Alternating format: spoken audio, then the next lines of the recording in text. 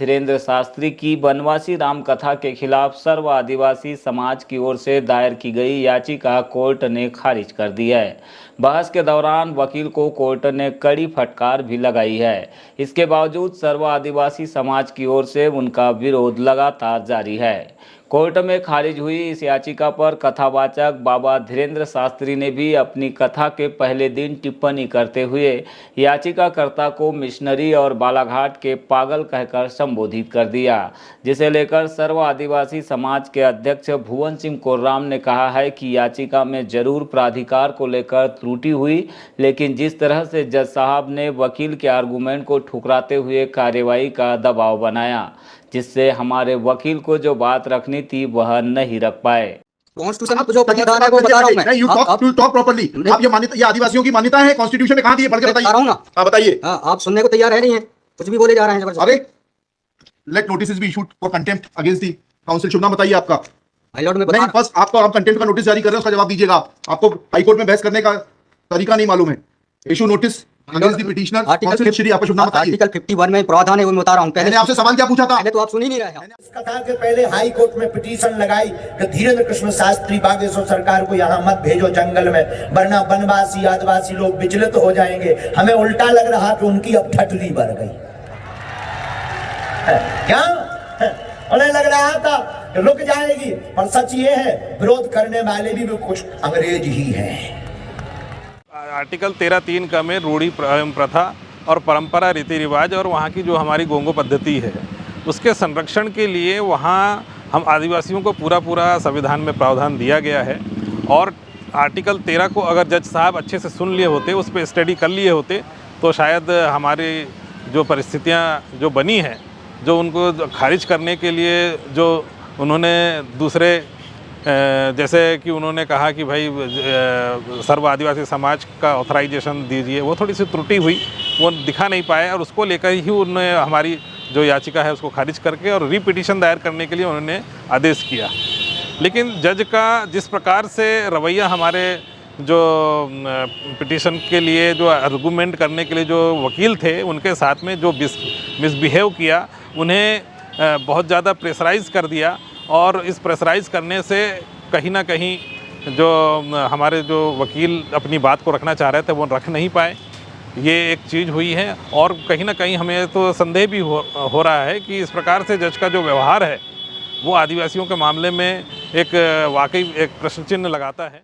बाबा धीरेन्द्र शास्त्री ने अपनी कथा के दौरान याचिकाकर्ता पर टिप्पणी करते हुए ठटरी बन जाने की बात भी कही है, जिसका मतलब बुंदेलखंडी में अर्थी से निकाला गया है। आदिवासी समाज के अध्यक्ष कोर्राम ने पूरे आदिवासी समाज का इसे लेकर घोर अपमान बताया है।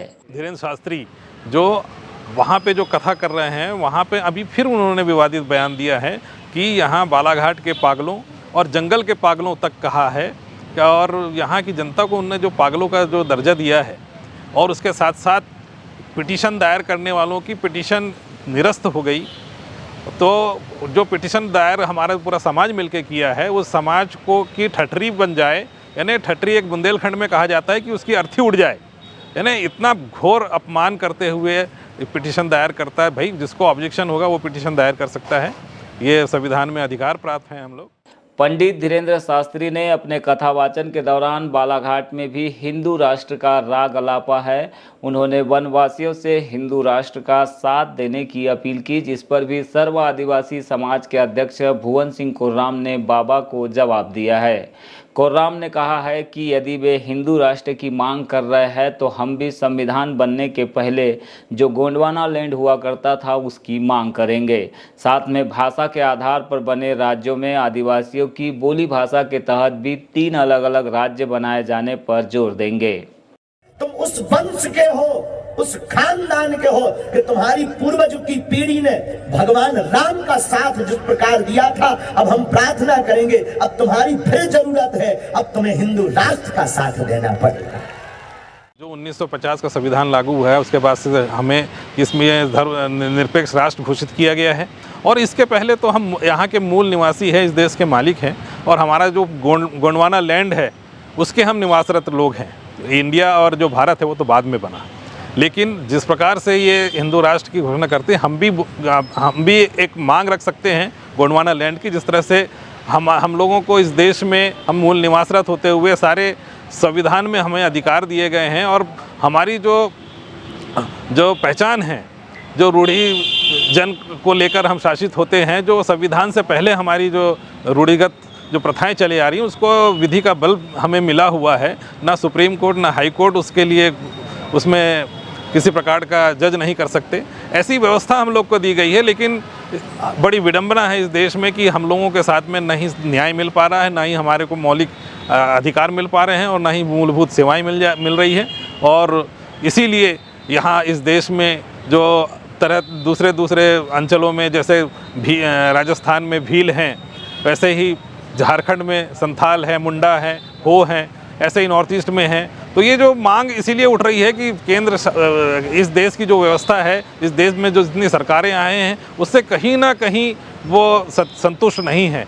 इसलिए हम भी चाहते हैं कि भाई जब हमें अपने हक अधिकार इस देश का संविधान नहीं दे पा रहा है, तो हमारी जो आज़ादी के पहले जो 258 रियासत इस देश में शामिल हुई है, और जिस करार पत्र के तहत ये जो हमारी रियासतें, आदिवासी रियासतें इसमें शामिल हुई है, उन रियासतों को मिलाकर हमारे 2-3 प्रदेश आराम से बन सकते हैं। हम भी डिमांड करेंगे कि हमें एक अलग प्रदेश दिया जाए, और गोंडवाना प्रदेश की हम मांग पुरजोर चलाएंगे कि अब ऐसी व्यवस्था हम बनाएंगे।